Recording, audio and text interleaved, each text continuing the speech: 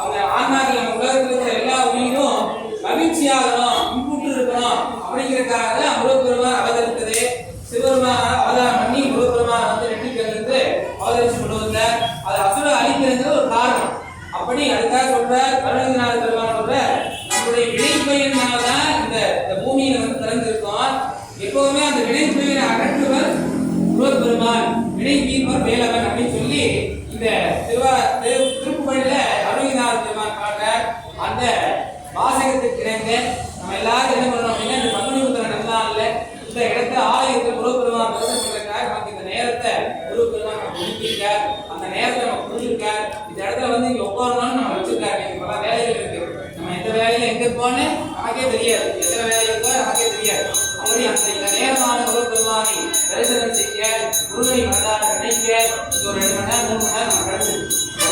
நம்ம இந்த முருகனை மனதார பிரார்த்தனை செய்து எல்லா விதமான நேரங்களும் விட்டா இந்த பௌர்ணமி உத்தரகட்சத்திரம் கூடியிருந்தால் அப்பேற்பட்ட ஒரு சுப முகூர்த்தத்துக்கு இணங்கான நாள்.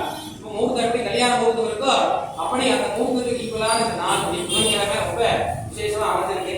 அதனால நீங்க எல்லாம் இப்பொழுது மூலமந்திர ஹோமங்கள் நடைபெற்றது. தொடர்ந்து இந்த தொழிலுக்கு சாமான்களை நீங்க எடுத்துட்டு எல்லாரும் கோயிலை சுற்றி வந்து இந்த யாகத்தை சமர்ப்பணம் பண்ணலாம். அதனால எல்லாரும் ஒரு இது எடுத்து முருகப்பெருமான் வேண்டிட்டு மனசுக்குள்ள காரியங்களை ஜெயிக்கணும். முருகப்பெருமான் நமக்கு எல்லா விதமான ஐஸ்வர்யம் சௌபாகியத்தை கொடுக்கணும். நம்மளோட குழந்தைகளுக்கு கல்வி செல்வத்தை கொடுக்கணும். கல்வி முடிச்சவனோட உபயோகத்தை கொடுத்து நல்ல சம்பாதித்த யோகத்தை கொடுத்து நல்ல தொழில் வியாபாரங்களை கொடுத்து நேர்மையா செயல்படுறதுக்கான ஒரு மூளையும் மனசையும் கொடுத்து அதை தொடர்ந்து அந்தந்த காலகட்டத்தில் கல்யாணத்தை கொடுத்து 1-2 கல்யாணம் பண்ணியிருக்காரு.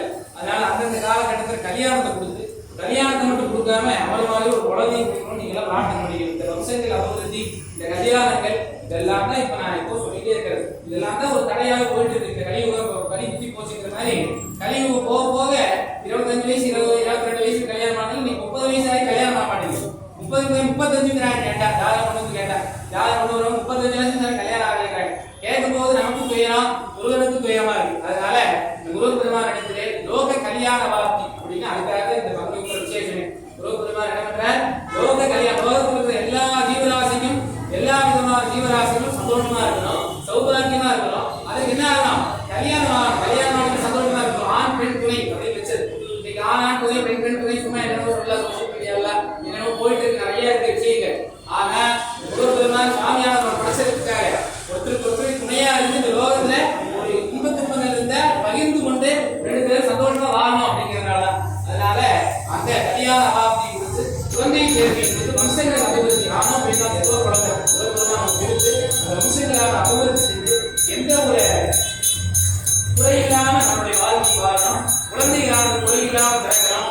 அவையார் சொல்ற மாதிரி 3 பேர் செவிட இல்லாம பிறக்கணும்னு சொல்லி சொல்ற மாதிரி அறிஞருக்கு மாணவியாக பிறக்கிறது. அதுலயும் நம்மளுடைய எந்த அங்கங்கள் இல்லாம அங்கங்கள் எல்லாமே எந்த வித தொந்தரவு இல்லாம கூட பிறந்த செவிட பிறந்த சொல்லி அது இல்லாம பிறந்த அறிவு அப்படின்னு சொல்லி இப்ப நமக்கு இந்த மனித பிறவிய எந்த ஒரு இது இல்லாம முருகப்பெருமான் கொடுத்துருக்க.